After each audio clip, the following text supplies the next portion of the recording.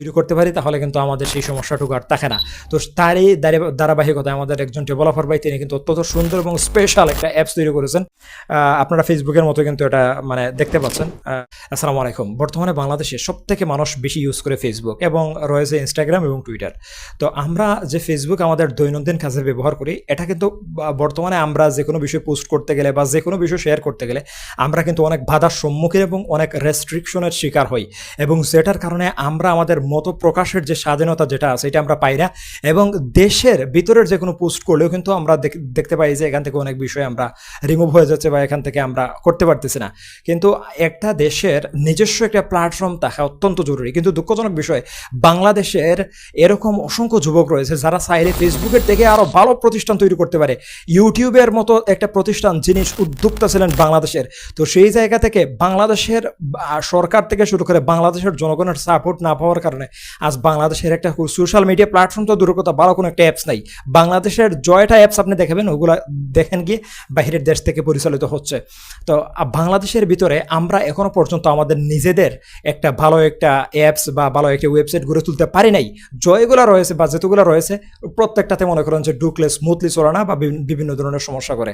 তো আমরা বর্তমানে বা আমরা দেখতে পাচ্ছি বর্তমানে বাংলাদেশের পরিবর্তনের ধারায় একটা সোশ্যাল মিডিয়া অ্যাপস তৈরি হয়েছে, এবং আমার বিশ্বাস বাংলাদেশের টেক কমিউনিটির কাছে আমি কিছুক্ষণ আগে এই বিষয়টা শেয়ার করছিলাম, আগামীতে এই অ্যাপসটাই সারা বাংলাদেশের প্রত্যেকটা মানুষের হাতে হাতে এই অ্যাপসটা থাকবে এবং সারা বাংলাদেশ এই অ্যাপসটা রাজত্ব করবে। শুধু বাংলাদেশ না, পুরো ওয়ার্ল্ড ওয়াইড এছাড়া এই অ্যাপসটা সোশ্যাল মিডিয়া অ্যাপসটা রাজত্ব করবে।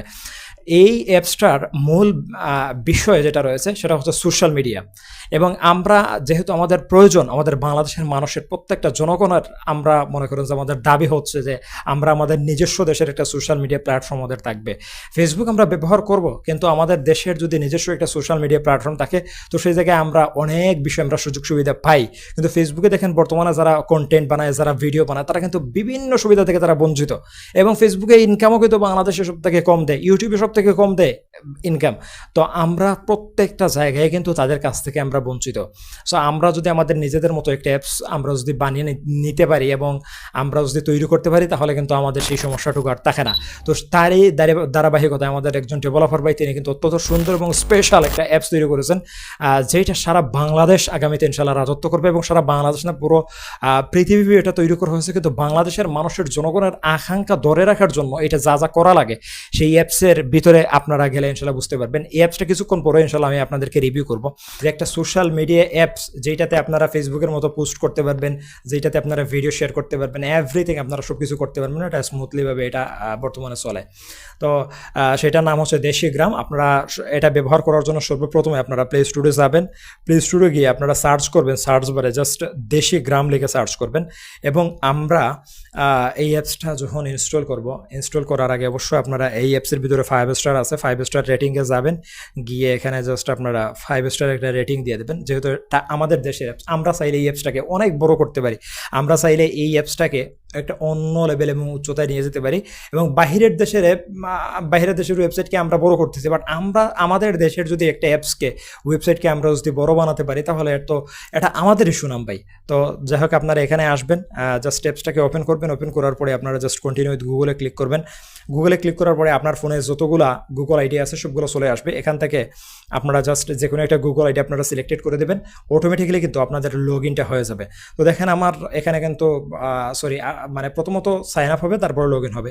তো দেখেন আমার অলরেডি কিন্তু এটা মানে লগ ইন হয়ে গেল। এবং আমি যদি এই মুহূর্তে এটার ইউআই ইউএক্স আমি যে ড্যাশবোর্ড দেখাই, তো দেখেন আপনারা এই যে আপডেট কিছুক্ষণ আগে নাসিরউদ্দিন পাটোয়ারির একটা বিষয় শেয়ার করা হয়েছে এবং আরও অসংখ্য বিষয় কিন্তু এখানে রয়েছে। আপনারা ফেসবুকের মতো কিন্তু এটা মানে দেখতে পাচ্ছেন, পোস্ট থেকে শুরু করে। এবং এখানে ফটো পিক্সেল কোয়ালিটি যদি আমি আপনাদেরকে বলি, এটা অত্যন্ত কিন্তু হাই, যেটা ফেসবুকে আপলোড করলে কিন্তু এটা রেজলিউশন নষ্ট হয়ে যেত।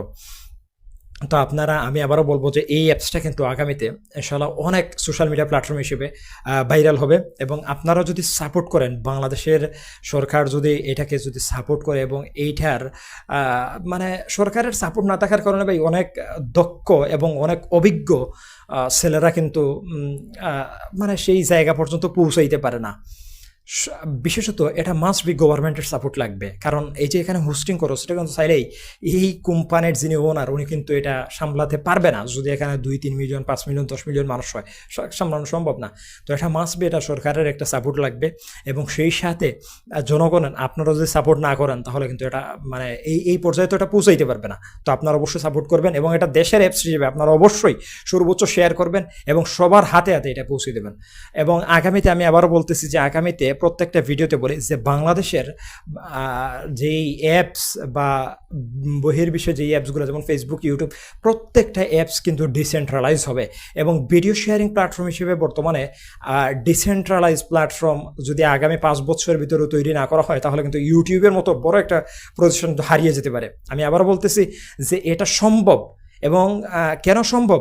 আগে যেখানে ইয়াহু আমরা ব্যবহার করতাম, উইকিপিডিয়া ব্যবহার করতাম, এখন আমরা এগুলো ব্যবহার করি না। তো তখন কিন্তু ফেসবুকের থেকেও এবং গুগল সার্চ ইঞ্জিন গুগলের থেকেও কিন্তু এটা ইয়াহু এবং উইকিপিডিয়া এগুলো কিন্তু সেরা ছিল। তো সেই জায়গায় তারাও কিন্তু ধ্বংস হয়ে গেছে যুগের পরিবর্তনের কারণে, নিজেকে আপডেট না করার কারণে। একসময় নোকিয়া ফোন আমরা ব্যবহার করতাম, কিন্তু আমরা সেইগুলা তারা নিজেরা আপডেট না হওয়ার কারণে আমরা এখন ইউজ করি না। তো কথা হচ্ছে যে এই অ্যাপসগুলাই আমরা যদি মনে করেন যে আসলে তারা ফেসবুক ইউটিউবকে তারা যদি ডিসেন্ট্রালাইজ না করে তাহলে কিন্তু আগামীতে তাদের কোনো অস্তিত্ব থাকবে না। ধীরে ধীরে যেহেতু সব কিছু আপডেট হচ্ছে, তো যাই হোক আপনারা সাপোর্ট করবেন অলওয়েজ। এটা প্রথম ভিডিও, আমি ভিডিওটা কোনোভাবে মনে করেন যে রিভিউ বা আসলে এই ভিডিওটা তৈরি করার আমার কোনো ধরনের পূর্ব স্ক্রিপ্ট বা কোনো কিছু লেখা নেই, যার কারণে এমনিতেই মন করা কিছু কথা বললাম। আপনারা অবশ্যই সাপোর্ট করবেন অ্যাপসটাকে, এবং আগামীতে ইনশাল্লাহ অনেক ভালো কিছু হবে আশা করি। সকলে ভালো থাকেন, সুস্থ থাকেন, দেখা হচ্ছে পরবর্তী নতুন কোনো ভিডিওতে। আল্লাহ হাফেজ।